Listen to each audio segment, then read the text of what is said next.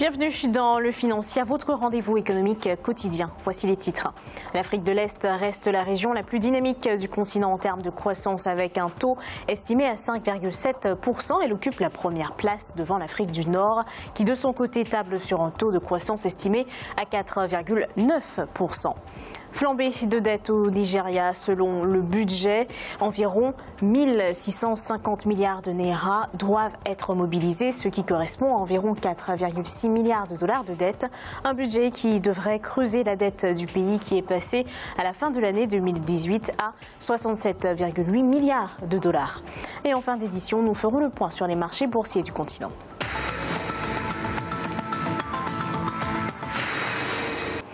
L'Afrique de l'Est prévoit plus de 5% de croissance. Cette région occupe la première place devant l'Afrique du Nord qui table sur un taux de croissance estimé à 4,9%. L'Afrique de l'Est bénéficie d'un bon processus d'industrialisation et d'un important nombre de projets infrastructurels. Ange Bijounomagno. L'Afrique orientale est la région la plus performante en matière de croissance sur le continent. Estimé à 5,7% par la Banque africaine de développement, le taux de croissance de la zone a été la plus forte en 2018, devant l'Afrique du Nord 4,9%, l'Afrique de l'Ouest 3,3%, l'Afrique centrale 2,2% et l'Afrique australe 1,2%. Cette performance est due notamment au processus d'industrialisation de la région et à la multiplication des projets d'infrastructures. Ce taux de croissance qui est élevé par rapport à la moyenne du continent, c'est qu'on a des pays qui ont quand même un bon taux de croissance, notamment le Rwanda qui a plus de 7%. C'est une région qui affiche un taux d'attirance aux investissements étrangers plus élevé par rapport au reste des pays. La stratégie d'industrialisation de l'Afrique de l'Est, basée sur l'exportation, comprend le développement de zones industrielles et le recours à des facilitateurs pour l'énergie, le transport et la logistique commerciale. Un exemple à suivre dans la partie ouest du continent, selon certains spécialistes. Il faut avouer que les pays de l'Afrique de l'Est, ils ont amélioré leur environnement d'affaires, ils ont amélioré leur doing business scoring, ce qui a fait qu'il y a pas mal d'investissements étrangers qui viennent dans ces régions. Donc ça, c'est un point positif que les autres pays ou les autres blocs économiques peuvent copier. Pour 2019, la Banque africaine de développement table sur une croissance économique à 5,9% pour l'Afrique de l'Est. Celle-ci sera tirée par une croissance éthiopienne prévue pour atteindre 8,2% en 2019.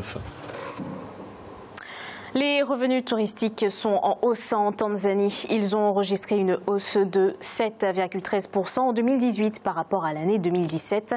Les revenus touristiques du pays ont atteint 2,43 milliards de dollars en 2018 contre 2,19 milliards de dollars de recettes générées en 2017. Cette performance est due à une augmentation des arrivées de touristes étrangers dans le pays. Près de 1,49 million de touristes étrangers ont visité le pays en 2018 contre 1,33 millions en 2017. Au Nigeria, la dette publique est en augmentation. Le budget communiqué en décembre 2018 prévoit la mobilisation d'environ 1650 milliards de naira, soit environ 4,6 milliards de dollars de dette. Des emprunts qui ont pour but de financer la création d'emplois et des projets d'infrastructures. Aïssatou Bari. Le Nigeria a enregistré une hausse de sa dette publique qui s'est établie à la fin de l'année 2018 à environ 67,8 milliards de dollars contre 60,3 milliards de dollars en décembre 2018. La dette publique a ainsi connu une croissance de 12,25% par rapport à 2017. Selon les autorités, ces emprunts devraient servir à financer la création d'emplois et la réalisation de projets d'infrastructure. La dette publique au titre de l'année 2019 va atteindre donc le seuil de 26,9%. Alors que la norme communautaire est de 70%. Le Nigeria est très loin de ce ratio-là. Même si la dette est en nette croissance, le Nigeria n'a donc pas encore épuisé. Selon le Bureau de gestion de la dette, en juin 2015, les emprunts du Nigeria s'élevaient à 12,1 milliards de naira, soit environ 63,8 milliards de dollars. Sur la même période, en 2018, la dette publique totale s'élevait à 73,2 milliards de dollars. Le gouvernement de Buhari engage donc l'État fédéral dans des dettes dette structurante pour le long terme. Et ce qu'on aurait pu craindre, donc, c'est le taux d'endettement excessif de jour en jour, d'année en année. L'État a pris donc sur lui la responsabilité donc de limiter la dette du Nigeria. Pour l'année 2018, il est prévu au total un emprunt intérieur et extérieur de 1 649 milliards de naira, soit environ 5,3 milliards de dollars. Le Nigeria, qui a annoncé récemment vouloir recourir à des prêts concessionnels, prévoit notamment d'émettre pour la première fois des obligations sur 30 ans. Pour financer son déficit, l'Égypte a émis des euro-obligations de montant de 2 milliards d'euros selon le ministère des Finances. Cette émission a été faite par 4 groupes bancaires. Pour rappel, la dette extérieure de ce pays d'Afrique du Nord avait atteint 92,64 milliards de dollars à la fin de l'exercice 2017-2018. Ses besoins d'emprunt pour le remboursement de la dette extérieure s'élèvent à 10,51 milliards de dollars pour l'exercice en cours.